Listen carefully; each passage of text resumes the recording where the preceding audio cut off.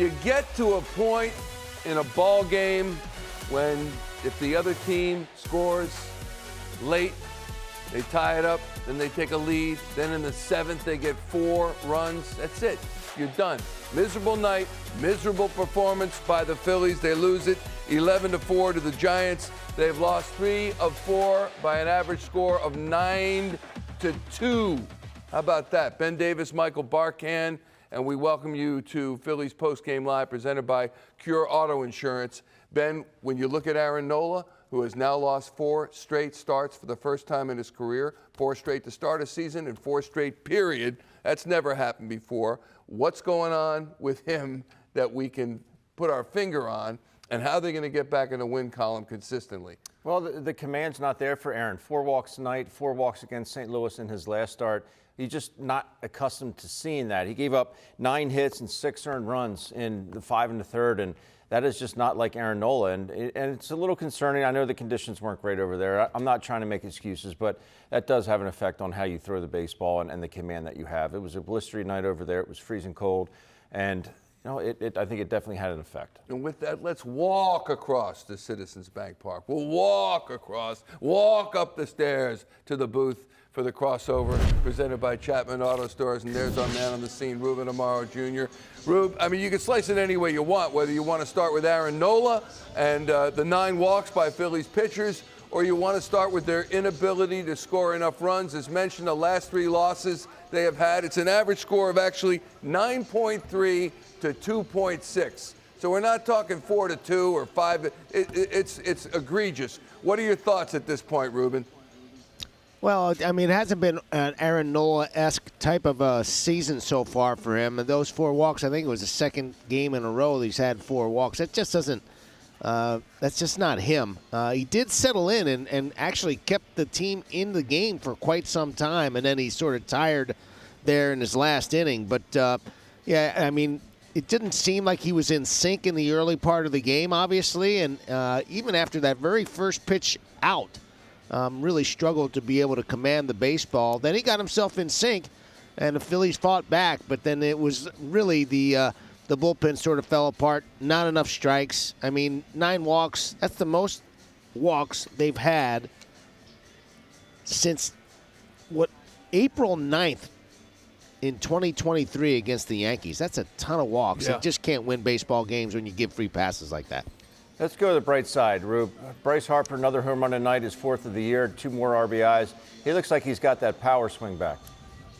Yeah, not only that, but he spit on a whole bunch of pitches that he saw today from Robbie Ray, and looks like he's seeing the ball better and a lot more confident. I think he told somebody that it was going to take him about 20 at-bats ago to get rolling, and he really is starting to roll a little bit, so that's a very good sign.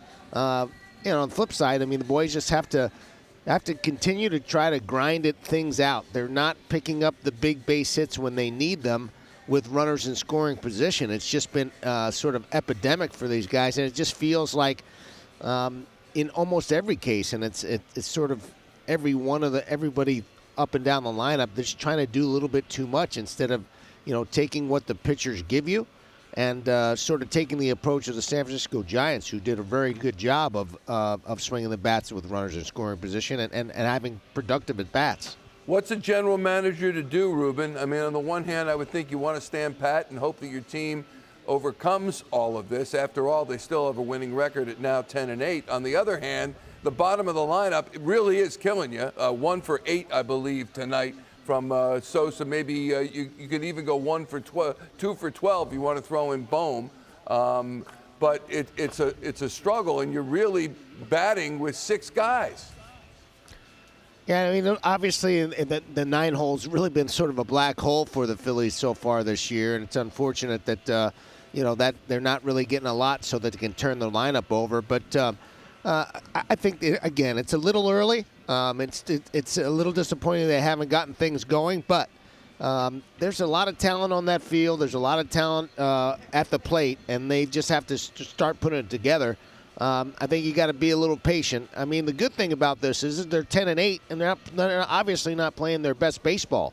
So it's not like they're losing a ton of ground, but again, this is a much better ball club than we've seen so far, and especially in those situations with runners in scoring position. And I think it will get better because frankly they've really struggled in that area. And I know that they're going to score more runs. It's just a matter of time. That said, they certainly have to get it going because you don't want to get this that ball rolling the wrong way, and hopefully they can stop that flow. I hope you're right, my friend. Thanks so much. We'll check you tomorrow. Ruben Amaro Jr. in the booth calling that game with Tom McCarthy. And Aaron Nola, 5 1/3, 9 hits, 6 earned runs, 4 walks for Aaron Nola, 99 pitches, and a win ain't one. 6.65 ERA in 4 starts, and his ERA goes up tonight, and he has never seen that 4 straight losses in consecutive starts. So he's 31 years old. We watched a guy pitch last night or the night before, and Justin Verlander, who's 42. And he might not be the guy he once was, might not be the 3-time Cy Young guy, but he was able to, keep his team in the game for a while. Yeah, it's one of those nights we're just not used to seeing with Aaron Nola. And you're right, Verlander threw the ball decently last night at age 42. But he's an anomaly. That doesn't happen every day. He's only 6 years younger than me, and I couldn't imagine playing back then. But this is, it's. You hope they get to something. He and Caleb Cotham can get to something that say, you know what, this isn't working. We need to change this up. Maybe it's mechanical, maybe it's mental. But right now, for him to have 8 walks in his last 2 starts is just that sets off an alarm for me because it's not Aaron Nola. Yeah. You want to make an announcement or anything about your return to the game? Come on, we'll do it right now. We'll break it now. It was some tough conditions out there. 11-4 at that point. That's the final score of the game. And at 11-4, you thought they're not coming back from this. And the body language said everything about it, and it's understandable. But the plays that led up to that point, or the failure to make them that led up to the point, you knew which way this game was going. Yeah, this is obviously they started to get those runs off Aaron, and then Ruiz came in. That was a big running. That was a big inning, and obviously changed momentum. And I really thought when Harper hit that 2-run homer, I thought it was going to be okay. This is our backs are up against it. We're able to come back and tie it up 4-4, and then they could have some momentum moving forward. But just not able to really push anything across the plate after that. All right, let's hear from Rob Thomson about the outcome of this one post-game in the clubhouse. Characteristic is to see Nola with this kind of command, and does it concern you or worry you at all? Well, I thought, in the first inning, command was off, but from innings 2 through 5, I thought he was really good. And I thought the stuff got better, the breaking ball got sharper, changeup was good, and he was throwing strikes. His command was good. So, both him and Ray had trouble in the first inning. So maybe it was just getting used to the elements. What kind of happened on that play with Rojas where Yeah, he came up trying to hit the cutoff, man. The ball got away from him, but I'm not sure if he knew the guy was halfway. But he's got to be a little bit more under control. Make sure he hits cutoff. What do you make of Rojas' day overall? Like, he smokes that base hit, but obviously part of why he's in there is his defense, and he makes a mistake. So how do you kind of read that? People are going to make mistakes every once in a while, The ball just slips out of his hand. So it wasn't as if he was trying to overthrow the cutoff man. He was trying to hit the cutoff man. So it's a mistake. Is it alarming to have 9 walks? I mean, do you think some of that was just the temperature and guys not playing? Well, I think so. We had 6 walks offensively, but you better get used to that because in the Northeast here you're gonna play on some cold days, whether it's early in the season or in October. So. Joe Ross's last couple have been kind of struggles. What do you see in there? Yeah, no, just execution, not hitting his spots, getting behind in the count, that type of thing. So he's, he'll be better. You've been pretty high on Jose Ruiz, but he's also struggled recently. Yeah. Yeah, he's, leadoff walk. Can't do that. He's got to come in and attack the zone right there. So yeah, again, I think it's just lack of execution right now, but he's better than this. You've seen Nola have some slow Aprils before. What do you see now that tells you that it might just be that again, or that it's maybe something worse than that? I just think just because of his track record after April, it's pretty good. And he's had some good Aprils too, but this guy's a grinder. He throws 35 pitches in the first inning and gets into the sixth. He had 81 after 5, so he figures it out. And no matter what kind of stuff he's got, he's going to grind. He's going to battle. And you think the stuff's going to come back a little bit? Yeah, oh yeah. Rob Thomson, I guess, what do you expect a manager to say? He's trying to protect his players and his pitcher in particular. He said, yes, in the first inning, Aaron Nola struggled, but innings 2 through 5, I thought he was really good. That's a quote. Come on, Skip. I mean, you wouldn't go that far, would you? He gave up 4. No, I think he was pretty good for innings 2 through 5. And then he came out for that 6th inning, and he just, his back was against the wall. Maybe getting a little tired, 99 pitches at the end of it. But, yeah, it just seemed like he settled in. The fastball command had better life to it. He had better command, better life to his fastball. The breaking ball got a lot better. I mean, he still ended up with 8 strikeouts. 8 strikeouts. And that's, he did battle because he could have gotten winded after that first inning, 35 pitches. And that's after coming out of the bullpen right away. You're getting loose in that bullpen, but probably threw a couple extra pitches to get even looser because of the conditions. And then all of a sudden you're going and you're getting some water and then running right back out to the mound, and then you throw 35 pitches. Okay, that takes a lot out of you. So when you look at Marchand, we talked to Tom McCarthy and Ruben Amaro Jr. about this in the pregame program, and you in particular asked T-Mac about Nola throwing to Marchand, and the answer was interesting. Yeah, he said, I don't care who I throw to. And I think that's the confidence that Aaron Nola has in himself and the confidence he has in his catchers. I wouldn't read anything into this. Marchand has to play. And this was a good opportunity up against the lefty. Obviously, Marchand being a switch hitter, he was able to get the nod. JT DHs and just a very right-handed laden lineup with the exception of Harper and Schwarber. But you put him in there because of the numbers against Robbie Ray. Obviously, he's been really good this year. Got roughed up today and only lasted 4 innings. But, I wouldn't read anything into it. I think it's just the way that the cards fell at the time. For 3 out of 4 starts, I mean, some people would say things that make you go, because it hasn't been that way with Wheeler, it hasn't been that way with Sanchez, it hasn't been that way with the other starters. But that's just the way the cards fell. But then you also look at Friday night in St. Louis. Okay, that was after the rain delay in Atlanta. We didn't get into town until, I think, 4:30. And JT had caught all those games in a row in Atlanta. He caught all 3 games. And he figured, okay, maybe I'll give Marchand a chance with his better side, which is from the left side, on Friday night. And just so happened that Aaron Nola was on the mound. So, again, I wouldn't read too much into that. Maybe that is how the cards fell. Let's listen to Aaron Nola postgame in the clubhouse. You really pride yourself on your command.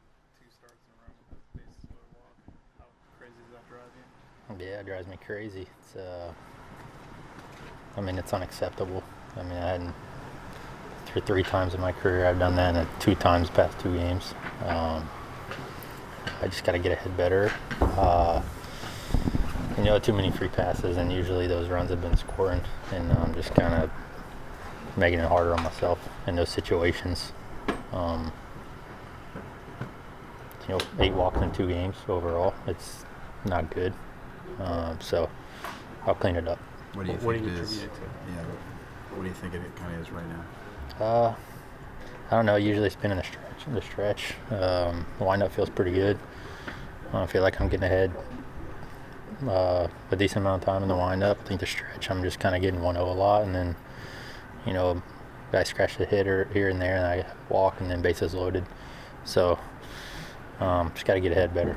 Did it take a little while to settle in tonight? A lot of walks on both sides in that first inning. Did that play a role in it, do you think, at all? I felt pretty good tonight. After the first inning, I feel like I did settle in a little bit and was commanding the ball a little bit better. And the first pitch strikes were there. I was getting 2 strikes and putting them away most of the time. But they're a scrappy team. They found some holes and got some good hits and put some pressure on me. You've had some good Aprils, some bad Aprils. How do you kind of compare where your stuff is, maybe your body is to past Aprils? Can you compare? Body feels good. Definitely the worst start I've ever had, by far, I feel like. And I mean, all I can do is keep working and, you know, keep trying to have good weeks and prepare as best as I can for the next game I pitch, and you know, take all my work into that game and just compete. So you feel like it's a mechanical fix out of the stretch, or is it more like a rhythm, timing, tempo kind of thing? I'm not sure. I mean, sometimes I might try to be too fine. You know, kind of causes it. Sometimes I make too good of, you know, pitches, maybe with the curveball, which is a good pitch when I'm ahead, but when I'm behind, it's not a good pitch. So, and they usually up taking it. So, just kind of stuff like that. Have you been trying to pitch out of the zone a little bit more the last couple of starts to avoid, because a lot of the home runs have come when you pitched in the zone? So has that potentially contributed to some more of the walks? No. I mean, the home runs I've given up is, you know, I've given up three first pitch homers this year, and 3 2-homer. So no, it's definitely not that. You know, I just sometimes I feel like I may try to be too fine at certain times. So we got to clean that up and, you know, not walk as many guys. I think 4 is you were up 1, I hit 1, 2, and it was like sinker, cutter, sinker out of the zone. I mean, that's got to, I guess, eat at you a little bit, right? Those getting ahead and falling behind like that. Yeah, for sure. I mean, you know, they take good at bats, and, you know, I just got to make better pitches. Where's your confidence level right now after these first few starts? I mean, just a matter of just adjustments, or what's how you feeling right now, basically after the first few starts here? Fine. My body feels good. Confidence is good. You know, I got some ground balls tonight with guys on first base. They just squeaked through the hole, and I just try to focus on that kind of stuff and just try to make the next pitch and get what I need to get. And, you know, certain days those balls would go right to the guys for double plays or you know, ground ball outs. So I'm good. I mean, head overall good, and I just need to keep making pitches. Thank you. Man, if there's anyone I want to see succeed on that mound, it's that guy right there, Aaron Nola. He said, definitely the worst start I've ever had by far. All I can do is keep working and prepare for the next game I pitch and put all my work into that game and just compete.